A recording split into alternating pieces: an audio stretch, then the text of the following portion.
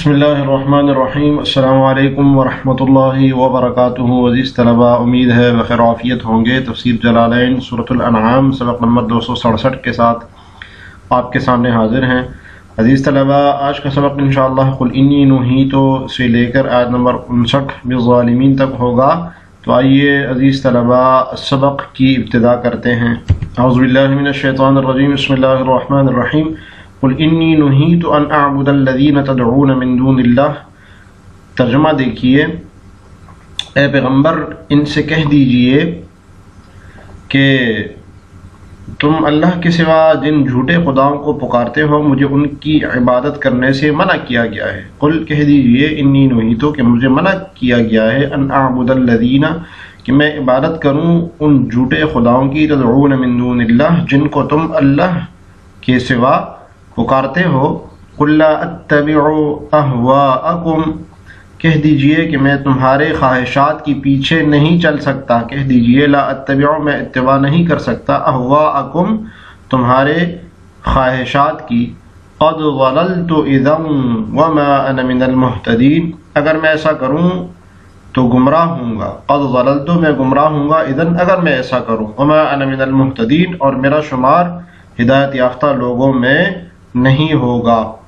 یہ آیت کا بھی شان نزول کچھ احادیث میں وارد ہوا ہے کہ مشرکین مکہ کی ایک فرمائش نبی صلی اللہ علیہ وسلم سے یہ تھی کہ ایک سال آپ اور تمام مسلمان ہمارے بتوں کی عبادت کر لیا کریں اور ایک سال ہم اللہ تعالیٰ کی عبادت کریں گے تاکہ آپس میں کوئی نزاعی نہ رہی، ختم ہو جائے،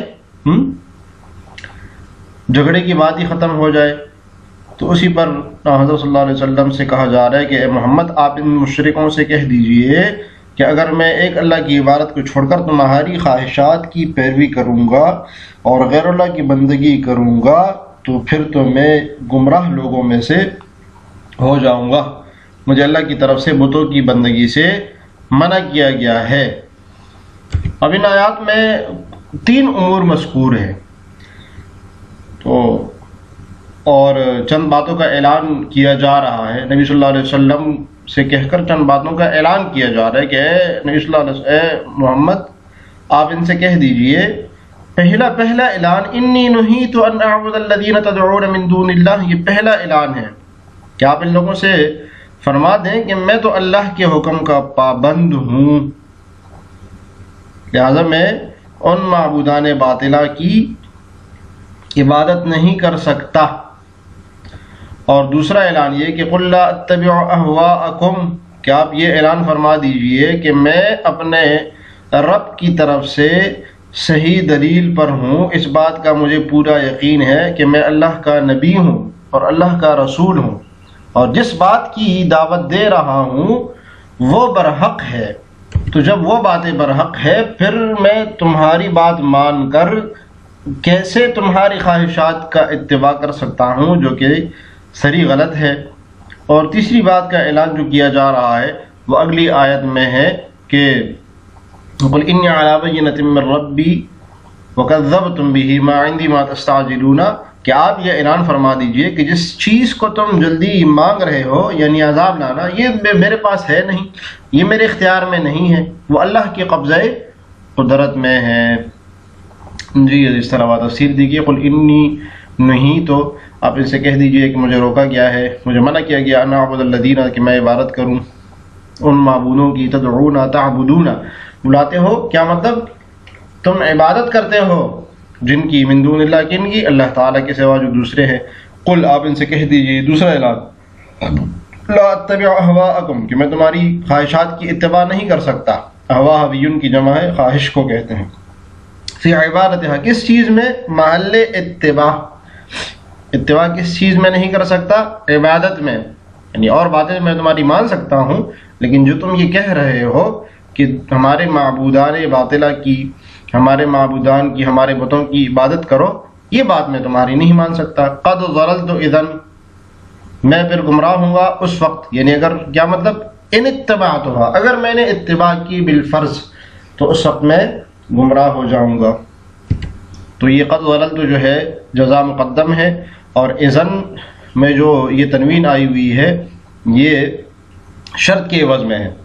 تو کیا مطلب ہے کہ اذا اتبعتها، اگر میں تمہاری اتباع کی میں نے تمہاری تو پھر میں گمراہ ہو جاؤں گا. وما انا من المہتدین، اور میں ہدایت یافتہ لوگوں میں سے اس وقت نہیں ہوں گا. آگے ترجمہ دیکھیے. قل انی علی بینۃ من ربی، کہہ دیجئے قل انی، کہہ دیجئے کہ مجھے اپنے پروردگار کی طرف سے ایک روشن دلیل مل چکی ہے جس پر میں قائم ہوں. قل انی، کہہ دیجئے کہ میں قائم ہوں علی بینۃ، اس دلیل کے اوپر من ربی جو میرے رب کی طرف سے مجھے مل چکی ہے. وَكَذَّبْتُمْ بِهِ، اور تم نے اسے جھٹلا دیا ہے.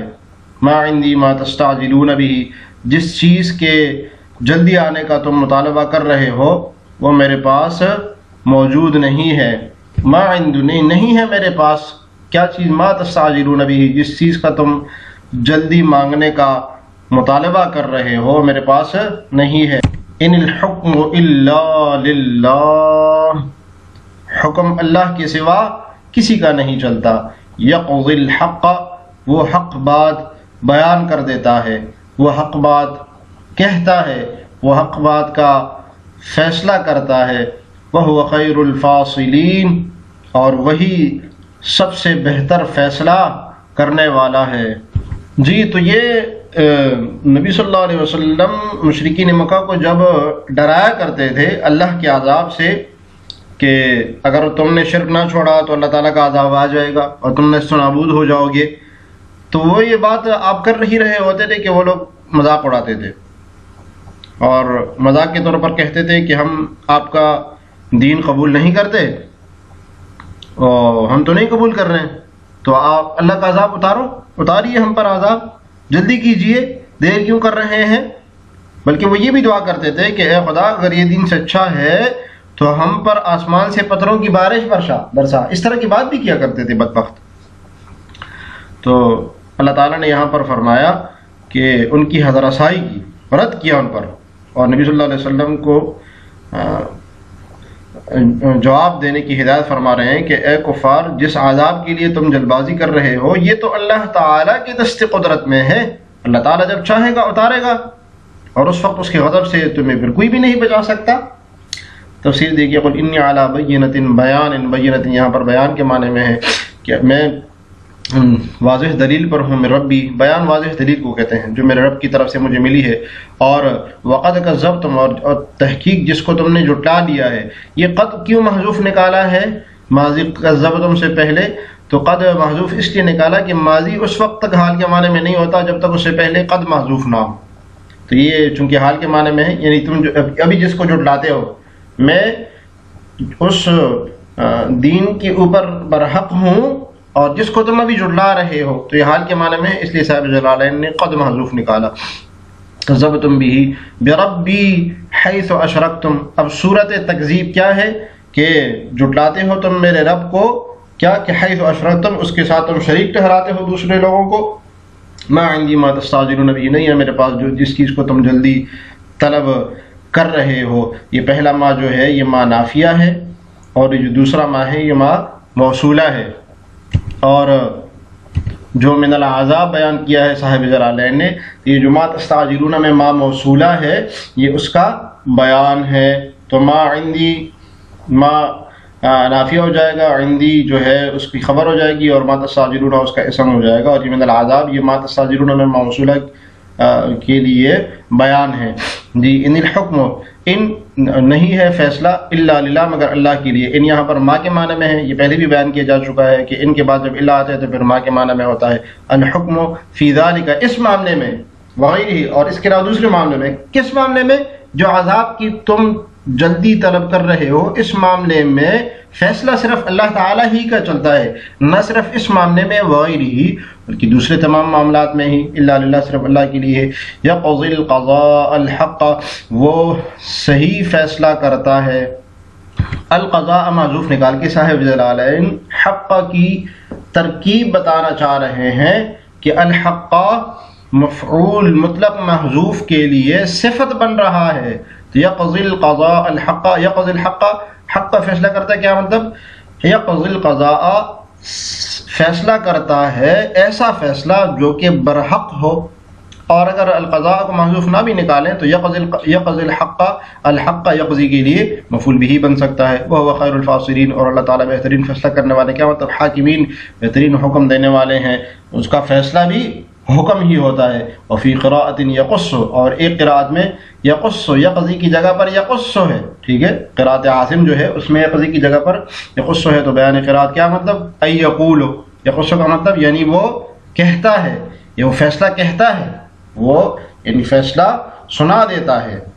جی آگے دیکھیے، قل لو ان عندی ما تستعجلون به لقضی الامر بینی وبینکم، کہو کہ جس چیز کو تم جلدی مچا رہے ہو اگر وہ میرے پاس ہوتی تو میرے اور تمہارے درمیان فیصلہ ہو چکا ہوتا۔ قل کہہ دیجئے، لو ان عندی، اگر میرے پاس ہوتا، ما تستعجلون به، وہ چیز جس کو تم جلدی طلب کر رہے ہو، لقضی الامر بینی وبینکم، تو میرے درمیان اور تمہارے درمیان فیصلہ ہو چکا ہوتا۔ واللہ اعلم بالظالمین، اور اللہ ظالموں کو خوب جانتا ہے۔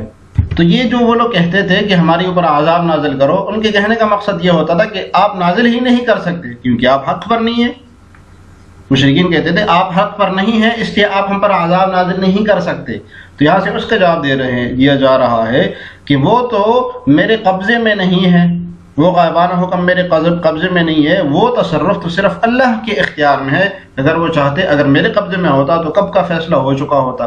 قل، آپ قل لہم، ان سے کہہ دیجیے، قل لہم کا بیان، لو ان عندی ما تستعجلون، اگر میرے اختیار میں ہوتا جس کو تم جلدی طلب کر رہے ہو، یعنی عذاب لے آؤ، وہ جو بات ہے، لقضی الامر بینی وبینکم، تو فیصلہ ہو چکا ہوتا میرے درمیان تمہارے درمیان، بان اعجلہ لکم واستریح، بان اعجلہ لکم واستریح، کہ میں تمہارے لیے جلدی کرتا اس عذاب کے لانے میں، واستریح، اور راحت پاتا، عذاب لے آتا تم پر۔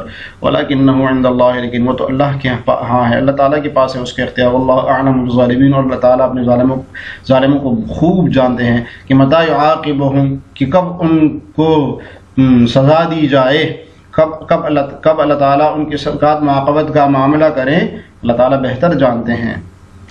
یہ عزیز طلباء، آج کا سبق قل انی نہیت ان اعبد الذین سے لے کر آیت نمبر 59 واللہ اعلم بالظالمین تک پڑھا۔ امید ہے آپ کو سبق سمجھ میں آ گیا ہوگا۔ دعا ہے کہ اللہ تعالی ہمیں تفسیر جلالین پڑھنے، سمجھنے اور اس پر عمل کرنے کی توفیق عطا فرمائے۔ السلام علیکم ورحمۃ اللہ وبرکاتہ۔